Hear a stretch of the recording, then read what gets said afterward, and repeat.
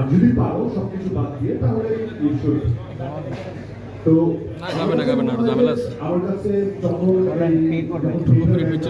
তখন একজন senior member আমার কাছে থিয়েটার বা আমার কাছে ইনস্টিটিউশন হয়ে কাজ করে যারা আমার কো-আর্টিস্ট। তো আমি অনেক সিনিয়র যাদের সাথে কাজ করছি তারা কিভাবে কাউন্টার দেয়, কিভাবে এক্সপ্রেশন দেয়, অ্যান্ড ওই প্রতিদিন কথা বলতাম।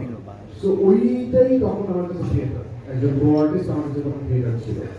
এবং আস্তে আস্তে এখনো কিছু হয় না, বাট লোকমুখে বুঝি যে কিছু একটা হচ্ছে, হ্যাঁ তখন বুঝতে পারি। জার্নিটা হয় মাসুদ আল ময়নার জার্নি, গল্পের জার্নি। মাসুদ আল ময়নার সে সময় আপনারা দেখতে পাচ্ছেন কেমন জার্নিটা ছিল, আর ভাগি মিশন এবং জেরিনের যে জার্নিটা সেটা দেখার জন্য আপনাকে লাগিয়ে দিতে হবে, তাহলে আপনি জার্নিটা ওই যে দুজনের যে জার্নিটা সেটা আপনি বুঝতে। বাট হ্যাঁ অবশ্যই প্রাচ্যনাট্য আমার খুব পছন্দের ক্লাব, এবং প্রাচ্যনাট্যে আমার অনেক পছন্দের মানুষরা কাজ করে।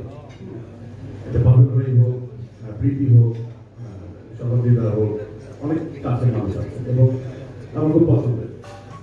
তো একই অর্থে মানে অন্যান্য নাগরিকও যে আমার পছন্দের না তা না, ঢাকার যে আমার পছন্দের না তা না, সবাই পছন্দের।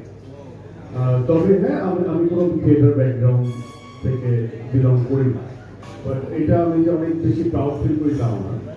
বাট একটা অনুশাসনের মধ্য দিয়ে একজন পারফর্মারের বড় হওয়া অবশ্যই উচিত, কারণ সবাই হয়তো আমার মতো বেস্ট হবে, সবাই হয়তো আমার মতো লাকি হবে।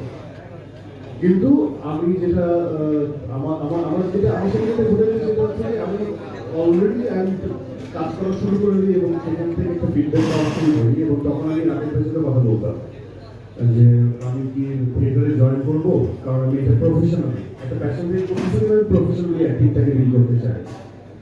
তো তখন অনেক সিনিয়ররা আমাকে বলেছেন যে তুমি কিন্তু রেগুলার বেসিস এখন অভিনয় করছো, তুমি থিয়েটারের যে সময়টা সেটা মেনটেন করতে পারো না, তার মানে যদি না করতে পারো তাহলে সেখানে জয়েন করার কোনো মানে হয় না।